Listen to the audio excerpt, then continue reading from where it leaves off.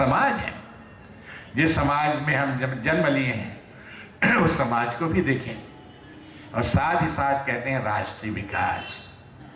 स्वामी जी कहते हैं देश कितना महान देश हमारा, हजारों साल की गुलामी के बाद भी यह देश आज खड़ा हुआ है।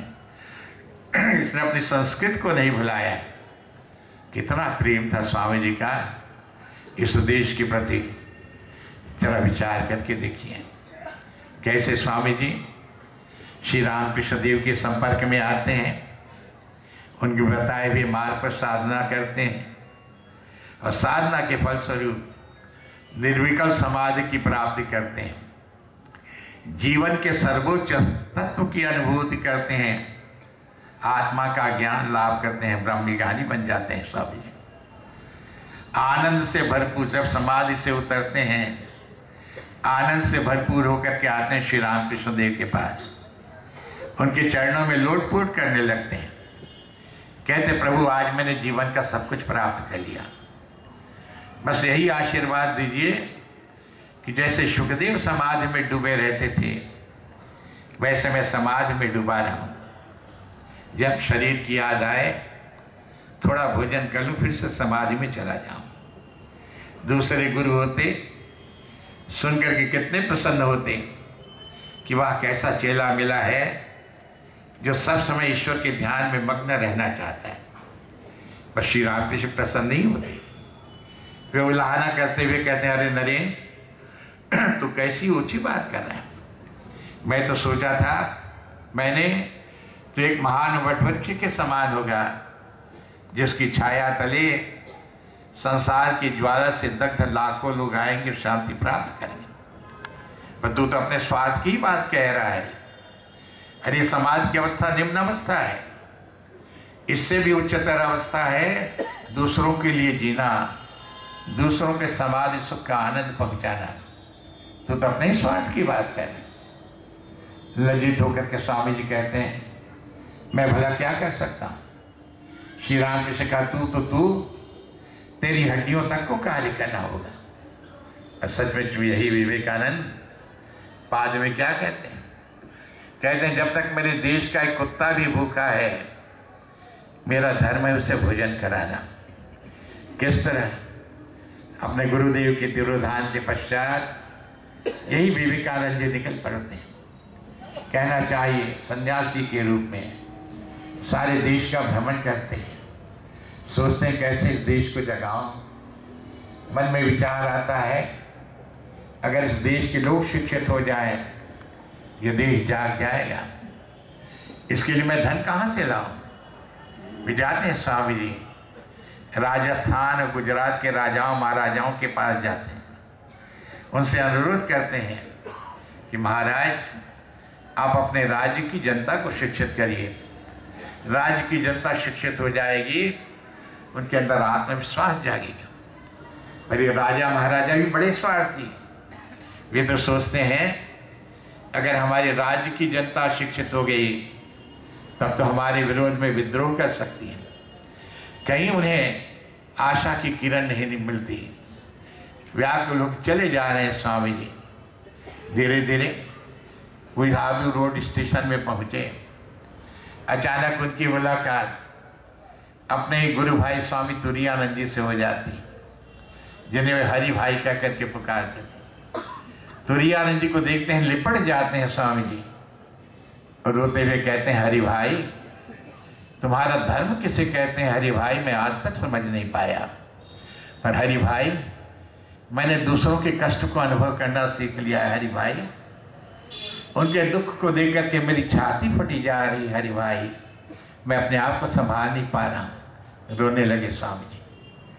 बाद में स्वामी तुरायानंद जी ने कहा था उस दिन मुझे ऐसा लगा जैसे भगवान बुद्ध की आत्मा स्वामी जी में साकार हो गई है। भगवान बुद्ध की जीवों के प्रति कितनी दया। कहते हैं स्वामी तुरायानंद जी मुझे लगा साक्षात भगवान बुद्ध की आत्मा स्वामी जी में साकार हो गई। ऐसी पीड़ा स्वामी जी की। जरा हम चिंतन करें, एक व्यक्ति किस तरह देश के लोगों के लिए रोता है। सारे देश का भ्रमण करके स्वामी जी पहुँचते हैं, उस कन्याकुमारी के शिलाखंड में पहुँचते हैं। देखते हैं समुद्र तट से एक दूर पर शिलाखंड है, कन्याकुमारी के मंदिर के पास। तैर करके स्वामी जी शिलाखंड पर पहुँचते हैं। तैर करके इसलिए कि मल्लाह को देने के लिए उनके पास पैसा नहीं था। वहाँ बैठ करके ध्यान करते हैं स्वामी जी। किसका ध्यान करते हैं? किसी देवी देवता का ध्यान नहीं करते। ध्यान करते हैं भारत माता और भारत माता के संतानों का ध्यान करते हैं। विचार करते हैं क्या कारण, यह देश जो प्राचीन काल में सारे जगत का गुरु कहलाता था, आज इतना पतित कैसे हो गया? हजारों वर्षों से गुलाम क्यों है? मन में विचार आता है, क्या धर्म इस देश की पतनावस्था का कारण है? तुरंत अंदर से दूसरा विचार आता है, नहीं नहीं, धर्म इस देश की पतनावस्था का कारण नहीं, किंतु धर्म को जीवन में नहीं उतारना इस देश की पतनावस्था का कारण है। हमने धर्म की बड़ी बड़ी बातें की, शास्त्रों के बड़े बड़े उपदेश सुने, हमने वेदों का उपनिषदों का अध्ययन किया, पर धर्म हमारे जीवन में उतरा नहीं। एक और तो हम तो कहते रहे, तुम स्त्री तुम पुमानसी, तुम कुमार तुआ कुमारी, तुम जिन्नो दंडे न वंचसी, तुम जातो भवश्य विश्वतो मुख। कहते रहे प्रभु, तुम ही स्त्री हो, तुम ही पुरुष हो, तुम ही कुमार हो, तुम ही कुमारी हो, तुम ही वह वृद्ध हो जो हाथ में डंडा लेकर के लड़खड़ाता हुआ चला जा रहा है। प्रभु, सभी रूपों में तुम ही विद्यमान हो। ऐसी ऊंची बात हमने कही। और दूसरी ओर क्या कहा? दूर मफसद चांडाल। अरे तू चांडाल है तो दूर रह, तू अछूत है तो दूर रह। विचार करते हैं स्वामी जी, यही हमारी कथनी और करनी का भेद। एक ओर तो कहते थे प्रभु तुम सभी के अंदर विद्यमान हो, दूसरी ओर कहा ये अछूत है, ये चांडाल है, इससे बिल्कुल अलग रहो, घृणा करो। विचित्र दृश्य दिखा था स्वामी जी ने जब वे केरल प्रांत में घूम रहे थे। देखा था एक व्यक्ति सड़क पर डंडा पटकते हुए जा रहा है और लोग उससे दूर हटते जा रहे हैं। बड़ा आश्चर्य हुआ कि व्यक्ति डंडा क्यों पटक रहा है। एक व्यक्ति से पूछा, भाई इस तरह डंडा पटकते क्यों जा रहा है? उस व्यक्ति कहा, स्वामी जी वह अछूत है, पर्याय है, मतलब डंडा पटक करके बता रहे हैं कि वह अछूत है, ताकि उसकी छाया उच्च वर्ण के लोगों पर न पड़े। उच्च वर्ण के लोगों पर अगर इसकी छाया पड़ जाएगी तो उन्हें स्नान करना पड़ेगा। स्वामी जी ने उसी समय अपना माथा पीट दिया। क्या ये मनुष्य कहलाने लायक है? जो मनुष्य मनुष्य की छाया का स्पर्श करके जो कहना चाहिए वह निम्न हो जाए, क्या ये मनुष्य कहलाने लायक है? ऐसे लोगों को तो पागल खाने में भेज देना चाहिए। यही अनुभव करते हैं स्वामी जी। इसलिए शिलाखंड पर बैठ करके वह सोच रहे हैं, ये देखो हमने वेदों की बड़ी बड़ी बातें तो की, पर धर्म हमारे जीवन में उतरा नहीं। किस तरह हमने निम्न वर्ग को गुलाम बना करके रखा है। इसीलिए देश हजारों वर्षों से गुलाम है। इसलिए स्वामी जी कहते हैं इन सबको उठाना होगा, पर कैसे उठाऊं? इसके लिए मैं धन कहाँ से लाऊं? राजाओं और महाराजाओं से तो कोई आशा मिली नहीं। उसी समय विचार करते हैं, ठीक है मैं विदेश जाऊंगा, विदेश इस देश के लिए मैं धन एकत्रित करके लाऊंगा, इस देश को उठाने का प्रयास करूंगा। और सचमुच में वहाँ से जब वापस लौटते हैं, मद्रास के उनके शिष्यों ने कहा, स्वामी जी शिकागो में धर्म महासभा का आयोजन हो रहा है, वहाँ पर आपको जाना चाहिए। और कैसे आप सब जानते हैं कैसे खेतरी के महाराजा अजीत सिंह जो उनके शिष्य थे, वे उनके विदेश जाने, अमेरिका जाने की सारी व्यवस्था करते हैं। पहुंच जाते हैं स्वामी जी, अमेरिका के शिकागो शहर में पहुंच जाते हैं। और आप सभी जानते हैं कैसे पहले दिन उनका व्याख्यान केवल 5 मिनट के लिए रखा गया था, और किस तरह यह व्यक्ति खड़ा होकर के sisters and brothers of America, America निवासी बहनों और भाइयों, ऐसा करके जो व्याख्यान शुरू किया, 5 मिनट का व्याख्यान। जैसे व्याख्यान समाप्त होता है, कहना चाहिए 7,000 लोग जो उस महासभा में थे उठ करके ताली बजा करके उनका अभिवादन करते हैं। एक मिसेस ब्लेसेट नाम की महिला जो वहाँ पर उपस्थित थी, अपने संस्मरण में लिखती है when the Swami finishes his speech in 5 minutes, I saw thousands of men, all 7,000 men got up and they just saluted him. And one wonderful thing I saw, that hundreds of girls, young girls, are marching towards Swamiji, crossing the benches and chairs. Some is trying to just shake hand with him. Some is trying to touch his clothes. Then I thought, my lad, at this time you can resist this. If you can check this onslaught, I will consider you are really a god on this earth. महिला ब्लेसेट कहती है, जब मैंने देखा कि स्वामी ने 5 minute का व्याख्यान समाप्त किया, वहाँ पर हॉल ऑफ कोलंबस में बैठे हुए 7,000 लोग उठ खड़े हुए, ताली बजा करके अभिवादन किया। मैंने देखा सैकड़ों युवतियाँ जो हैं बेंच और चेयरों को पार करके स्वामी जी के पास पहुँचने की कोशिश कर रही है। कोई इनके कपड़े छू रही है, कोई उनसे हाथ मिलाने की कोशिश कर रही है। तब मैंने सोचा कि मेरे बच्चे, अगर तुम इस चुनौती का सामना कर सके, मैं समझूंगी तुम वास्तव के मनुष्य के रूप में भगवान ईश्वर। ये थे विवेकानंद। किस तरह इतने लोगों का अभिवादन उन्होंने स्वीकार किया, और किस तरह दूसरे दिन समाचार पत्रों के किस तरह उनका कहना चाहिए सचित्र जो समाचार निकला। शिकागो के रास्तों में उनके आदम का चित्र लटकाए गए, जिसमें लिखा था Swami Vivekananda, Hindu monk of India, orator by divine right. ऐसे चित्र लटकाए गए। और उसी दिन, जिस दिन यह व्याख्यान समाप्त हुआ, रात में 1 करोड़पति के यहाँ ठहराए गए स्वामी जी। जिस कमरे में ठहराए गए, सभी प्रकार की सुविधाओं से सुसज्जित वह कक्ष, मखमली गद्दे से लगा हुआ बिस्तर, जैसे ही स्वामी जी उस बिस्तर पर बैठते हैं, उनका ध्यान चला जाता है भारतवर्ष की ओर। रोते हुए माँ जगदम्बा से प्रार्थना करते हैं, माँ तूने मुझे ऐसा वैभव का दिन आज दिखाया है, पर आज मेरे करोड़ देशवासी बिना खाए रात बिताते हैं, मैं कैसे इस सुविधा का भोग कर सकता हूँ। उस मखमली गद्दे पर सोते नहीं स्वामी, जमीन पर लेट करके सारी रात बिताते हैं। उनके आंसुओं से जमीन भीग जाती है। जब गृह स्वामी सवेरे प्रवेश करती है कक्ष में, देखती स्वामी जी जमीन पर लेटे हुए हैं। घबरा करके कहती है, स्वामी क्या हम सेवा में मुझसे कोई त्रुटि हुई, आप इस प्रकार लेटे हुए हैं। स्वामी ने कहा, नहीं बहन, तुमने तो मेरे लिए इतना अच्छा प्रबंध किया, पर मैं क्या करूं, मेरा ध्यान मेरे गरीब देशवासियों की ओर चला गया, जो आज भी वे बिना खाए रात बिताते हैं, इसलिए तुम्हारी सुविधा का मैं उपभोग नहीं कर पाया। ये थी विवेकानंद। जरा विचार करके देखिए, जहाँ सारा समाज उन्हें अपने सिर पर चढ़ा रहा है, ये व्यक्ति अपने देशवासियों के लिए रो रहा है।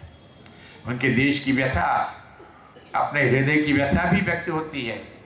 उसी शिकागो के महासभा में तीसरे चौथे दिन ये स्वामी विवेकानंद बोल पड़ते हैं, You Christians were so fond of sending missionaries to India, but what have you done to save their souls from starvation? You go on erecting churches in India, but the crying evil in the East is not religion. They have religion enough.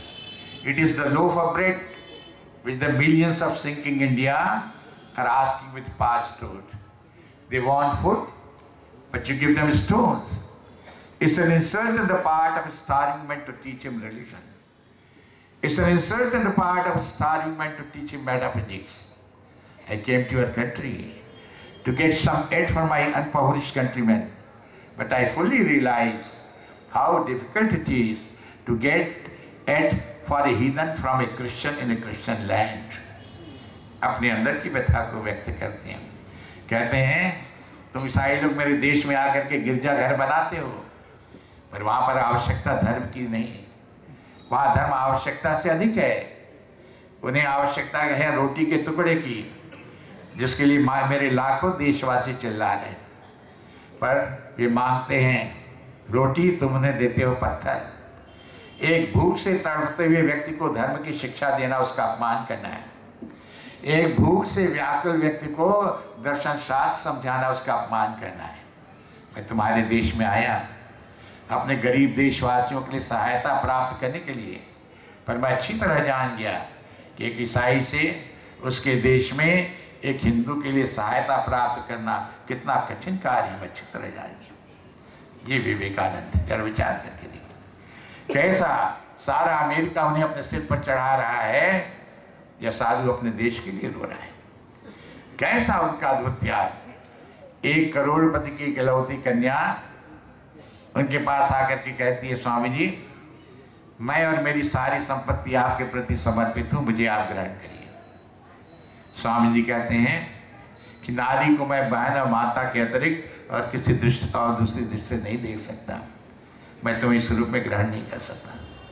जरा विचार करके देखिए, ये विवेकानंद हमारे आदर्श के रूप में आते हैं और यही सीख देते हैं कि तीसरे विकास के रूप में हमारा सामाजिक और राष्ट्रीय विकास होना चाहिए। कैसी पीड़ा देश के प्रति, कैसा उन्होंने बाद में अमेरिका में ये भी देखा, जैसे मेरे देशवासी भूखे हैं ये अमेरिकी भी भूखे हैं। मेरे देश में भूख है रोटी के टुकड़े की, पर इन्हें भूख है यथार्थ धर्म की, यथार्थ अध्यात्म की। इनके पादरियों ने इनको केवल यही बताया है कि तुम पापी हो, जन्मजात पापी हो, पापी बने रहोगे। स्वामी जी ने देखा इन्हें भी आवश्यकता यथार्थ धर्म की आवश्यकता है। इसलिए स्वामी जी कहते हैं अरे तुम पापी नहीं, मनुष्य को पापी कहना ही सबसे बड़ा पाप है। It is a sin to call a man sinner. Swami ji Vedanta के अद्भुत कहना चाहिए उपदेशों का उनके सामने कहते हैं, उनका उपदेश करते हैं। ये विवेकानंद जी थे। और जहाँ भारत लौटते हैं स्वामी जी, कितनी उनकी अभ्यर्थना होती है। मद्रास से लेकर के कोलंबो से लेकर अल्मोड़ा तक मैं अपने युवा मित्रों से अनुरोध करूंगा, उनका जो पुस्तक है lectures from Colombo to Almora, उसे पढ़ें। आप लोगों में से कईयों ने पढ़ा भी होगा। हिंदी में प्रत्येक भाषा में उसके अनुवाद हो चुके हैं। हिंदी में उसका अनुवाद है विवेकानंद भारतीय व्याख्यान, उसमें हम पढ़ करके देखें कैसा अद्भुत शक्ति का प्रसार करते हैं स्वामी जी अपने भाषणों के द्वारा, किस तरह सोए हुए देश को जगा देते हैं। आप उनका मद्रास का व्याख्यान है माई कैंपेन ऑफ इंडिया, उसमें कैंपेन टू द यूथ, उससे स्वामी जी कहते हैं my would-be patriots, my would-be social reformers, do you feel that the millions and millions of descendants of sages and gods have become next door neighbors to Bruce? Do you feel that the millions are starving today and are starving through ages? Does this make you restless? Does this make you sleepless? Has this very idea of ruin has gone into your blood, coursing through your veins, becoming consonant with your heartbeats? Has this made you almost mad? Have you forgotten all about your kith and kins and near and dear ones? If this has happened to you, this is the first step towards patriotism. Only the first step. कहते हैं ये देशभक्ति की केवल पहली सीढ़ी है, केवल पहली सीढ़ी। क्या है पहली सीढ़ी? कहते हैं अनुभव करो। स्वामी जी कहते हैं अनुभव करो मेरे भावी देशभक्तों, मेरे भावी समाज सुधारकों। क्या तुम अनुभव करते हो कि देवताओं और ऋषियों की करोड़ों संतान आज पशु के समान होगी? क्या तुम अनुभव करते हो कि लाखों लोग रोज मर रहे हैं, सदियों से मरते आए हैं? क्या तुम अनुभव करते हो कि अज्ञानता के काले बादल ने सारे देश को ढक रखा है? क्या इससे तुम्हारी नींद उचट जाती है? क्या इस भावना ने तुम्हें पागल बनाया है? क्या यह विचार तुम्हारी रक्त में से बहती हुई तुम्हारी नसों में से प्रवाहित होती हुई तुम्हारे हृदय के धड़कन के साथ एक रूप हुई है? क्या इस विचार को लेकर के तुम अपने जो अत्यंत प्रियजन हैं, माता हैं, पिता हैं, सुहित हैं, उनका त्याग करने के लिए तैयार हो? अगर तुम्हें ऐसा हुआ है तो तुमने देशभक्ति की पहली सीढ़ी पर कदम रखी है, केवल पहली सीढ़ी। यह पहली सीढ़ी क्या है? अनुभव करना, किस तरह देश के लोगों की व्यथा का अनुभव करना। और सचमुच में जैसा मैंने कहा, कैसे इनके विचारों को लेकर के कितने सैकड़ों नवयुवक चले आते हैं, अपने आप का बलिदान करते हैं, फांसी के तख्ते पर झूल जाते हैं।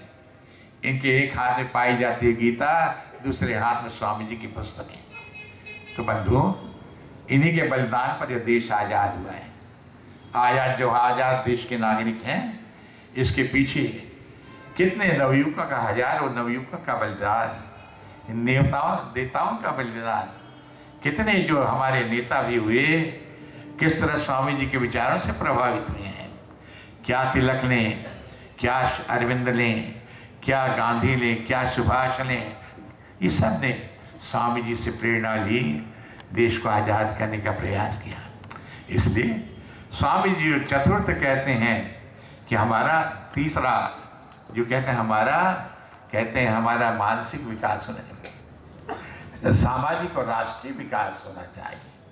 यह कहते हैं इस तरह अगर हमारा ये विकास होता है, आज आप लोग, मैंने सुना कि हमारे जो युवा महामंडल के इसमें प्रतिदिन वो देशभक्ति की बात, स्वदेश प्रेम, स्वदेश गीत गाया जाता है, उसी को पढ़े हैं। किस तरह स्वामी जी कहते हैं सभी मेरे भाई हैं, सभी भारतवासी, दरिद्र भारतवासी, चांडाल भारतवासी, सब मेरे भाई हैं, सब मेरे रक्त हैं। और कहते हैं किस तरह से, हे भारत तुम न भूलना इसका देश का आजाद सीता, सावित्री और दमयंती है। तुम न भूलना यह महान त्यागी श्री शंकर तुम्हारे आराध्य देव हैं। यह जो संदेश देते हैं स्वामी जी, इसका हम पठन करते हैं, साथ साथ चिंतन करें कैसे हम अपने जीवन में लाएं। इस तरह से हम देखेंगे, हम जिस भी क्षेत्र में हो, आज देश बड़ी बुरी दशा से गुजर रहा है। अभी तक हमने आज़ादी तो प्राप्त की, पर हम आत्म केंद्रित हो गए। केवल हमने अपने बारे में सोचना शुरू किया, गलत उपायों से धन उपार्जन करना शुरू किया। पर हमारे जो हजारों बंधु हैं, वे प्रेरणा लेकर के जाएं, किस तरह से हम जो सच्चे बने दूसरों को सच्चा बनाएं। हम कैसे इस देश का जागरण कर सकते हैं, चाहे हम जिस क्षेत्र में हों, हम शिक्षक हों, हम कैसे जो गरीब हैं उनको उठा सकते हैं, कैसे हैं जो गरीब बच्चे हैं उनको शिक्षा दे करके, मुफ्त शिक्षा दे करके उन्हें आगे बढ़ने का प्रयास कर सकते हैं। अगर हम डॉक्टर हैं कि कम से कम एक दिन ऐसा रखें, मैंने देखा है मेरे कई डॉक्टर बंधु हैं, एक दिन मानो गरीबों के लिए रखते हैं, कोई फीस नहीं लेते, जो भी आता है उसे दवाई देते हैं, चिकित्सा करते हैं। इस तरह से हम जीवन के जिस क्षेत्र में भी रहें, वहाँ रह करके हमारे जो गरीब नारायण, इसलिए स्वामी जी कहते थे, ये कहना किसी को तुम कहना गरीब तो कहोगे, पर ये स्वरूप में देखना कि साक्षात नारायण है, साक्षात ईश्वर तुम्हारे सामने गरीब के रूप में आए। ये शिक्षा स्वामी जी को मिली थी अपने गुरुदेव श्री रामकृष्ण देव से। वहाँ पर अपने गुरु भाइयों के साथ बैठे हुए थे स्वामी जी श्री रामकृष्ण देव के पास। श्री रामकृष्ण देव उनसे वैष्णव धर्म के बारे में, वैष्णव मत के बारे में समझा रहे थे। समझाते हुए श्री रामकृष्ण कहते हैं, देखो वैष्णव मत में 3 बातों को प्रधानता दी गई है। कहते हैं पहली बात है नामे रुचि, भगवान के नाम में रुचि होनी चाहिए। भगवान के नाम में कोई अंतर नहीं, ये सोच करके भगवान का नाम लेना चाहिए, उनका गुणगान करना चाहिए, कीर्तन करना चाहिए। दूसरी बात है वैष्णव जने सेवा, जो वैष्णव जन है, जो भक्त लोग हैं, उनकी सेवा करनी चाहिए, ये दूसरी बात। और तीसरी बात कहते हैं जीवे दया, जीवों पर दया करनी चाहिए। जैसे श्री रामकृष्ण कहते हैं जीवों पर दया, वे समाधि में चले जाते हैं। समाधि से जब मन का नीचे उतरता है, मन उच्च स्वर में चिल्ला करके कहते हैं, अरे जीवों पर दया, जीवों पर दया, अरे तू कीटाणु कीट, कीड़े से भी गया बीता है, तू कौन हो